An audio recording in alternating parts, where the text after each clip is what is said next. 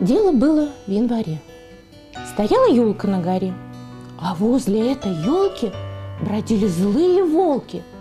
Вот как-то раз, ночной порой, когда в лесу так тихо, встречают волка под горой, зайчата и зайчиха. Кому охота в Новый год попасться в лапы волку? Зайчата бросились вперед и прыгнули на елку. Они прижали ушки, повисли как игрушки. 10 маленьких зайчат висят на елке и молчат. Обманули волка.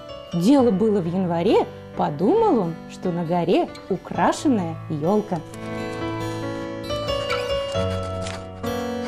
Это была Маруся Костякова. У нее столько выражений, почему хотела стать, потому что у нашей Маши всегда вот такие эмоции. Увидели волка, вот она прямо, она вся вот в этом стихотворении, в этих словах, она так это, поэтому я тут так вот так скромно держала себя за руки, за ноги, за все такое, чтобы не махать, не кричать и не повизгивать.